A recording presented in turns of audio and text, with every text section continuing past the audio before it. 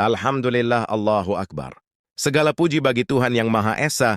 Hari ini kita berkumpul dalam suasana penuh keberkahan untuk membahas kabar yang selama ini menjadi doa di setiap sujud Bapak dan Ibu sekalian. Kapan gaji naik, kapan rapel cair? Pertanyaan-pertanyaan ini akhirnya menemukan muaranya. Penantian panjang, para pahlawan birokrasi dari Sabang sampai Merauke, kini berbuah manis. Pemerintah secara resmi telah memberikan lampu hijau terkait sinkronisasi data, anggaran untuk pembayaran selisih kenaikan gaji, atau yang sering kita sebut sebagai rapel.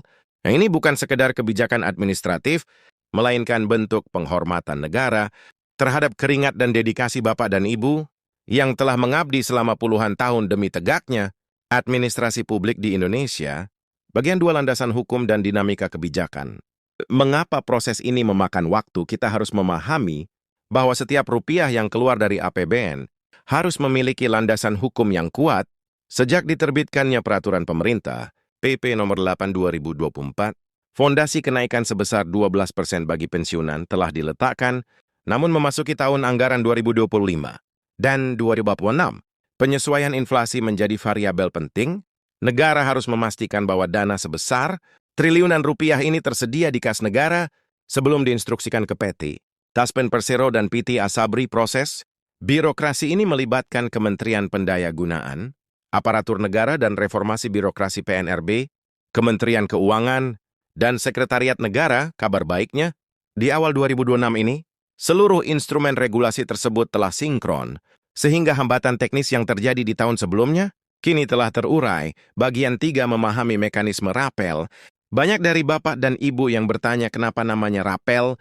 Rapel adalah pembayaran sekaligus atas kekurangan gaji yang seharusnya diterima di bulan-bulan sebelumnya, namun tertunda karena masalah administrasi atau menunggu terbitnya aturan turunan. Contoh simulasi jika kenaikan berlaku sejak Januari, namun aturan teknis baru selesai di bulan Maret, maka pada bulan April Bapak Ibu akan menerima gaji baru bulan April, selisih kekurangan bulan Januari, selisih bulan Februari, selisih bulan Maret. Inilah yang membuat saldo di rekening Bapak Ibu akan melonjak drastis pada saat pencairan rapel dilakukan. Ini adalah uang hak Bapak Ibu yang disimpan sementara oleh negara dan kini siap dikembalikan secara utuh. Bagian 4, rincian estimasi nominal per golongan. Mari kita bedah secara mendalam berapa perkiraan nominal hingga kini masuk ke ketuan dividen Ibu berdasarkan golongan ruang terakhir saat pensiun sugolongan Ijuru. Golongan ini biasanya terdiri dari lulusan SD hingga SMP. Meski nominalnya paling dasar, kenaikan 12% sangat terasa. Untuk menutup biaya kebutuhan pokok, estimasi dari kisaran 1.050 kini bisa mencapai 1,040, 18,100, hingga 2 subuh 2002 golongan 2 pengatur. Golongan ini mencakup purna bakti yang dulunya menjabat dengan latar belakang pendidikan SMA atau diploma. Estimasi nominal akan bergerak di angka 108,103.24. Last not 3, golongan terbelai penata. Bagi Bapak Ibu yang pensiun dengan pangkat penata atau lulusan sarjana atau sederajat, kenaikan ini memberikan ruang nafas yang lebih lega. Estimasi angka maksimal bisa menyentuh 4 tahun. Modo 2 noveli 6, 2024 golongan IV pembina. Sebagai golongan tertinggi dalam struktur PNS, kenaikan 12% memberikan dampak. Nominal yang paling besar, estimasi pensiunan golongan AFIK, ini bisa menerima hingga 4.000 musyawarah. 10,2700. Bagian 5, tunjangan-tunjangan yang menyertai. Penting untuk diingat bahwa yang naik bukan hanya gaji pokok, ada komponen lain yang mengikuti, yaitu tunjangan suami istri sebesar 10% dari gaji pokok baru, tunjangan anak sebesar 2% per anak, maksimal 2 anak dari gaji pokok baru, tunjangan pangan beras diberikan dalam bentuk uang, setara dengan 10 kilo, beras per orang yang masuk dalam daftar tanggungan. Jadi jika gaji pokok naik, otomatis tunjangan keluarga juga ikut terkelek naik. Inilah alasan mengapa alhamdulillah harus terus kita gaungkan. Bagian 6, prosedur pencairan dan teknologi otentikasi. Bapak dan Ibu tidak perlu lagi mengantri panjang di kantor cabang Taspen.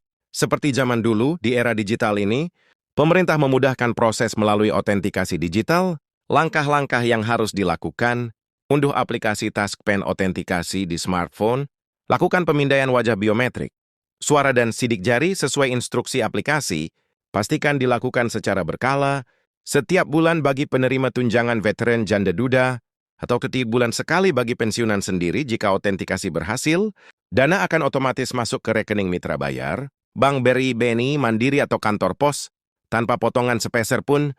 Bagian 7, waspada penipuan modus kenaikan gaji. Di tengah berita gembira, seringkali muncul oknum yang ingin mengambil keuntungan. Mohon diperhatikan dengan saksama, ketika ada biaya administrasi jika ada yang menelepon, mengaku dari Taspen atau Kemenko, dan meminta uang agar rapel cepat cair, itu adalah penipuan. Jangan berikan PIN atau kode OTP. Pihak bank resmi tidak akan pernah meminta kode. Rahasia Bapak Ibu cek saldo secara mandiri. Gunakan ATM atau mobile banking untuk mengecek masuknya dana secara berkala. Bagian 8, penutup dan harapan. Kenaikan gaji dan pencairan rapel, ini adalah berkah yang harus dikelola dengan bijak.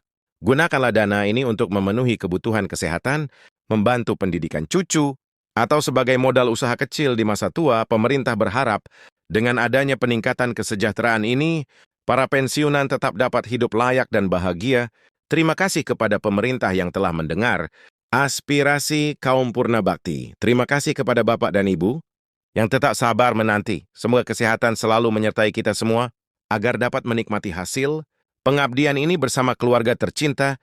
Mungkin Bapak dan Ibu bertanya-tanya, mengapa peraturan dari 2024 masih menjadi acuan? Di awal 2026 jawabannya terletak pada struktur hukum tata negara kita. Peraturan pemerintah PP nomor 8/2024 adalah tonggak sejarah baru, di mana gaji pensiunan PNS, Purnawirawan TNI, dan anggota Polri dinaikkan sebesar 12%. Hingga detik ini, Januari 2026. Peraturan tersebut tetap menjadi kitab suci bagi PT Taspen dalam menentukan nominal transfer bulanan. Meskipun ada isu-isu viral mengenai kenaikan tambahan di 2026, seperti wacana kenaikan 16% yang sempat ramai, di media sosial pemerintah melalui Kementerian Keuangan, mari melakukan koyen fiskal yang sangat hati-hati. Artinya pencairan yang terjadi sekarang adalah realisasi berkelanjutan dari ketetapan tersebut yang memastikan Bapak dan Ibu tetap menerima hak sesuai standar kesejahteraan terbaru. Bagian 10 rincian komponen gaji per jalur penerimaan.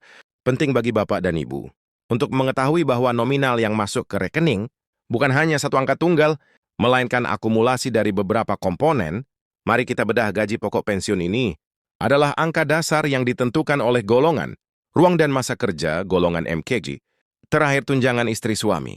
Jika Bapak Ibu memiliki pasangan yang sah secara hukum, negara memberikan tambahan 10% dari gaji pokok. Jika keduanya adalah pensiunan PNS, maka tunjangan hanya diberikan kepada salah satu yang memiliki gaji pokok lebih tinggi. Tunjangan anak, negara menanggung maksimal 2 anak, termasuk anak angkat dengan besaran 2% per anak. Syaratnya anak belum berusia 21 tahun atau 25 tahun. Jika masih kuliah, belum menikah, dan tidak memiliki penghasilan sendiri.